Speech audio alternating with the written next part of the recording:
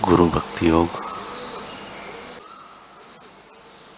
गुरु कृपा एक पावन परिवर्तनकारी बल है। जहाँ गुरु कृपा है वहाँ विजय है। गुरु भक्ति योग के निरंतर अभ्यास द्वारा मन की चंचल वृत्ति को निर्मल करो। इस लोक के आपके जीवन का परम ध्येय और परम लक्ष्य अमरत्व प्रदान करने वाली गुरु कृपा प्राप्त करना है। गुरु की सेवा करते समय श्रद्धा, आज्ञा पालन और आत्मसमर्पण, इन तीनों को याद रखो। सच्चा साधक गुरु भक्ति योग के अभ्यास में रत रहता है।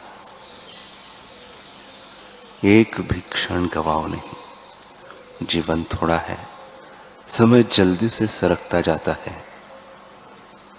मृत्यु कब आ जाए कोई पता नहीं। उठो, जागो, तत्परता पूर्वक अपने आचार्य की सेवा में लग जाओ। महान गुरु में स्थित चमत्कारिक आध्यात्मिक शक्ति के द्वारा शिष्य में जो अद्भुत परिवर्तन किया जाता है, उस उपकार के महान ऋण का पूरा वर्णन करने की शक्ति वाणी में नहीं है। सद्गुरु साक्षात ईश्वर है, ऐसा जो कहा गया है वह सत्य ही है। उनकी महानता शब्दातीत है। गुरु का सानिध्य प्रबल आध्यात्मिक स्पंदनों के द्वारा शिष्य को ऊंची भूमिका पर ले जाता है और उसे प्रेरणा देता है। गुरु की महिमा शिष्य की स्थूल प्रकृति का परिवर्तन करने में निहित है। सद्गुरु के पूज्य चरणों में आश्रय लेना ही सच्चा जीवन है। जीवन जीने की सही रीति भी वही है। जब तक गुरु में अविचल श्रद्धा न हो, तब तक किसी को भी परम सुख भोगने को नहीं मिलता। गुरु के उपदेश में अविचल और अविरत श्रद्धा सच्ची गुरु भक्ति का मूल है।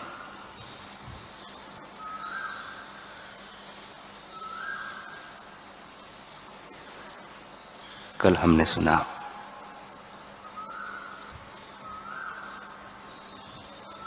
कि संत टेवराम जी को उनके आश्रम में जाने वालों के लिए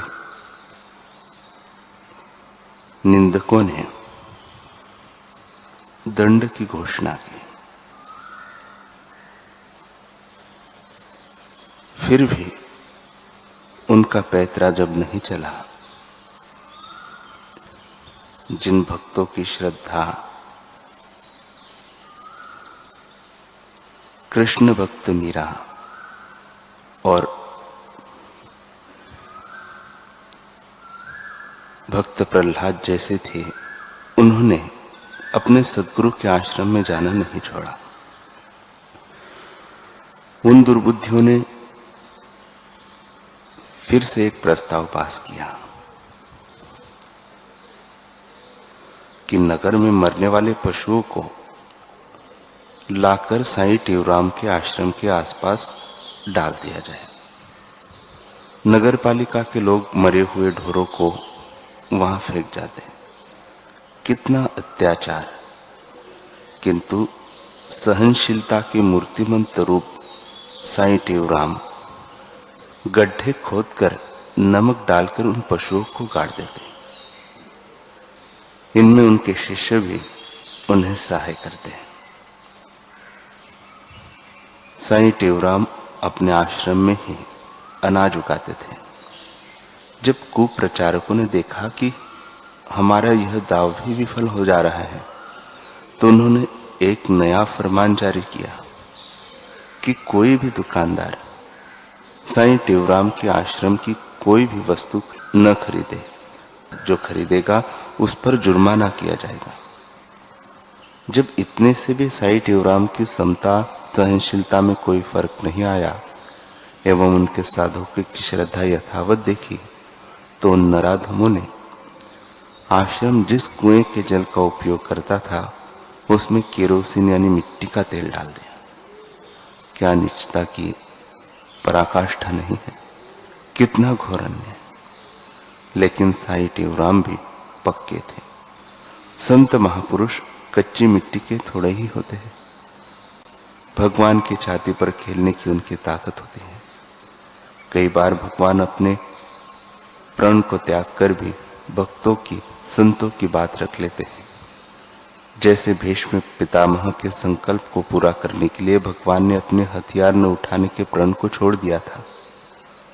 साईं टेवराम के कुप्रचारक से एक और जहां कमजोर मन वालों की श्रद्धा डगमगा गई, वही उनके प्यारों का प्रेम उनके प्रति दिन दिन बढ़ता ही जा रहा था।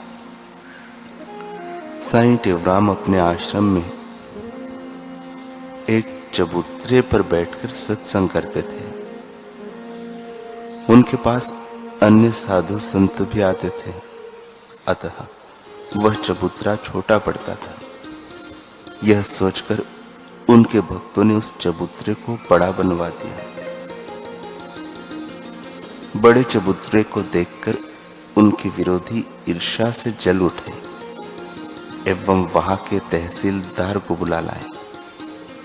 उसने आकर कहा कि यह चबूतरा अनधिकृत रूप से बनवाया गया है, जिसके कारण सड़क छोटी हो गई है एवं लोगों को जाने आने में परेशानी होती है। अतः इस चबूतरे को तोड़ देना चाहिए। यह कहकर उसने साईं टेवराम के विरुद्ध मामला दर्ज कर दिया एवं उन्हें अदालत में उपस्थित होने को कहा। किंतु निश्चित समय पर साईं टेवराम अदालत में उपस्थित न हुए। दूसरे दिन जब वे स्नान करके तालाब से लौट रहे थे तो उन्होंने देखा कि चबूतरा टूटा हुआ है। संत तो सहन कर भी लेते हैं, किंतु प्रकृति से उनका विरोध सहा नहीं जाता। कुछ समय के पश्चात जब तहसीलदार का स्थानांतरण दूसरी जगह हो गया, उसकी जगह जो तहसीलदार आया वह बड़ा श्रद्धालु भक्त था, अतः उसने पुनः वह चबूतरा बनवा दिया। जिन्होंने साईं टेवराम को अपमानित करने की कोशिश की, लज्जित और बदनाम करने की कोशिश की, उनकी तो कोई दाल नहीं गली। जिन्होंने साईं टेवराम को निंदित करने का प्रयास किया, उनका कुप्रचार करके उनकी कीर्ति को कलंकित करने का प्रयास किया, उनमें से किसी का बेटा मर गया तो किसी को लकवा हो गया, कोई पागल हो गया तो कोई पुत्र सुख से वंचित हो गया, और न जाने अशांति की आग में कितने ही जलते रहे। वे आज न जाने किस नरक में होंगे। लेकिन साईं टेवराम के पावन यश के सौरभ आज भी चतुर्दिक प्रसारित होकर अनेक दिलों को पावन बना रही है।